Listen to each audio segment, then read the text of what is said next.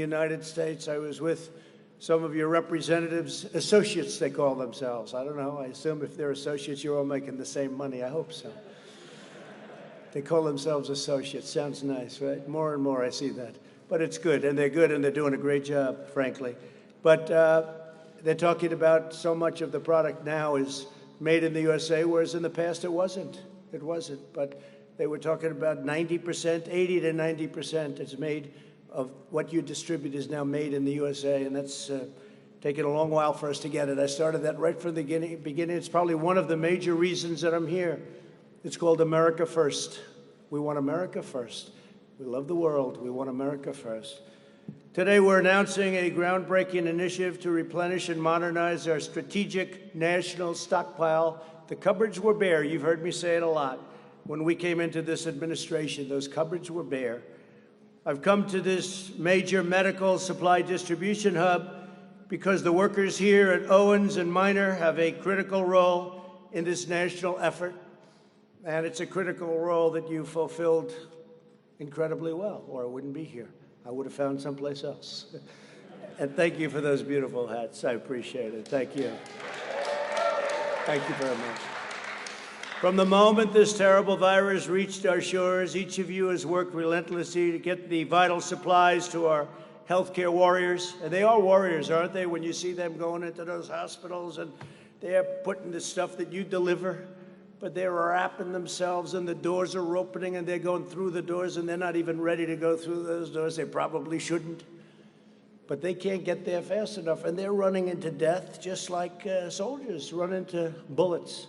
In a true sense. I see that with the doctors and the nurses and so many of the people that go into those hospitals. It's incredible to see. It's a beautiful thing to see, but I really call them warriors. We're all warriors. Everyone in our country is a warrior.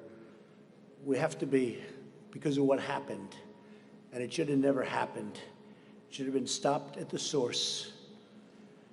But each of you has worked relentlessly to get those supplies to our healthcare warriors, and all across the hospitals, and specifically for this plant in New York, New Jersey, and Pennsylvania.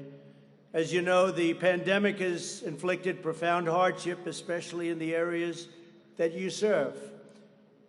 Within one heartbeat, America grieves for every life and every family, all of those that have been lost, and all over the world. 186 as of this morning, 186 countries.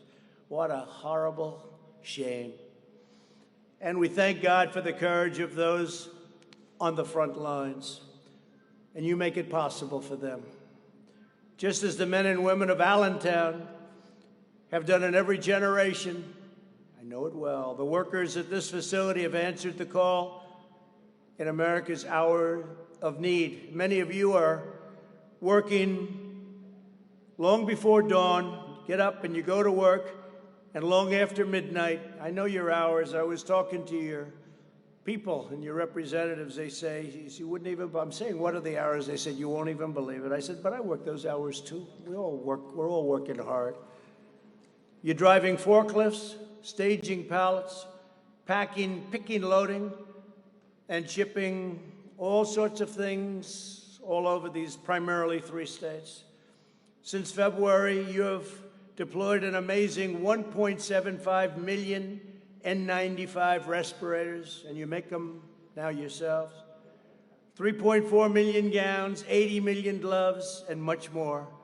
And on behalf of our nation, I want to thank you because you're making America proud. We really do. We thank you very much. Thank you all. Thank you.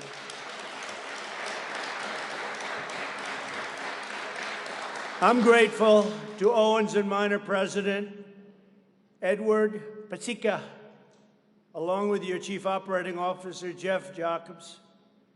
We're also joined by Secretary Alex Azar, doing a terrific job, and your statement to the press today was fantastic. He made a very impassioned, strong, powerful statement today. FEMA Administrator Pete Gaynor. Pete, thank you very much. Great job. Fantastic job. You're dealing directly, and you and Admiral John Polovchek. Where's the Admiral? Admiral, great job. Thank you very much. Are they doing a good job here, Admiral? Huh? Good. When the Admiral says yes, that means you're doing a good job. and the CEO of the U.S. International Development Finance Corporation, Adam Boehler. Thank you, Adam. Fantastic. Every incredible worker here today is part of the greatest mobilization of American society since World War II. You know that, right? We've done things with generators and ventilators and so many different things. We're making products that nobody ever thought would ever need in any mass form. Ventilators is the biggest thing. We made plenty of ventilators, which was very little in the country because most hospitals didn't need very many. And all of a sudden they said, we need hundreds of thousands of ventilators. We need kinds of numbers that you wouldn't believe. And we were mobilized, and with Adam and with the Admiral and with all of these people, and Jared, somewhere Jared is here. What they did is incredible. We brought geniuses in from Silicon Valley. And all of a sudden, within a short period of time, we had 11 plants up making ventilators. And you wouldn't believe what it is. And now we have so many, every state has more than they need. We filled up our stockpile. We have over 10,000 now, and we filled it up. We're ready to go in case anything happens, but I don't think anything will happen where you're going to need any more. And we're now helping other countries with ventilators because nobody can make, you can't make them. They're very tough to make, very expensive. I say it's tougher than making a car. And we make the best ventilator, too. So they've done a fantastic job. And 2 months ago, you couldn't get a ventilator. We were left virtually none. Over the past few months, the federal government has partnered with Owens and Minor and other distributors to launch the very successful and historic Project Air Bridge, which is really being thought of and spoken of in glowing terms. Nearly 150 flights have brought 95 million masks, 16 million gowns, and 921 million gloves to America. Can you believe that? 921 million gloves. It's not even conceivable. Guided by our team, workers like you distributed over 1 billion pieces of protective gear to places in need.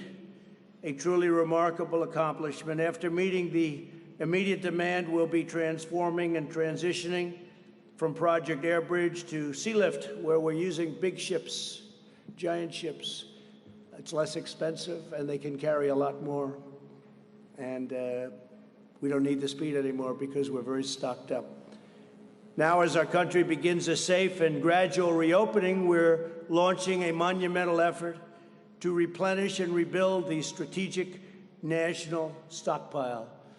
We also did that, by the way, with fuel. When oil went down, we replenished our strategic national reserve. And we got it for a great price. Would you believe what went on with fuel? But now it's starting to go back, and we're saving our energy industry because people didn't need too much gasoline when there were no cars on the road. And I said to the governors, I said, there are no cars on the road. This is a good time to fix your highways. Fix your highways now. Some did, and some didn't, right? They didn't. They were worried that two people working 35 feet away from each other or driving a tractor or whatever they might be doing, they'll catch the virus. But the ones that did were really helped because you went from being these massive traffic jams to having no traffic. And I can tell you, Florida was a state. Great governor. And Ron he told me, he said, I'm doing it. I said, that's a good thing. Not everybody did it. Ron DeSantis of Florida, governor of Florida. But some did, and they've saved tremendous amounts of money. And in rush hour, they're building, and they hardly had to close a lane. So, there are a lot of good things you can do, but some people decided not to do that. Under the previous administration, the stockpile was depleted and never fully refilled. Most of the N95 masks were distributed during the N1H1. Now, you know who says that, right? N1H1. Who says that? Sleepy Joe Biden. Remember? He said the N1H1. I said, isn't it the other way around? They said, yes, sir, but he said it, so it doesn't make any difference. But during the H1N1, and that's the swine flu, and there was a pandemic in '09 that was not well handled at all, got very poor marks. Never again will another president inherit empty shelves or expired products. At least Hopefully in 5 years you're talking about, maybe 9 years, maybe 13 years, but you'll never have to deal with empty shelves, and you'll never have to deal with a depleted military. The military that we took over was depleted and in horrible shape. We've now spent $1.5 trillion rebuilding our military. We have the strongest military we've ever had, by far. And this is a good time to have it, too.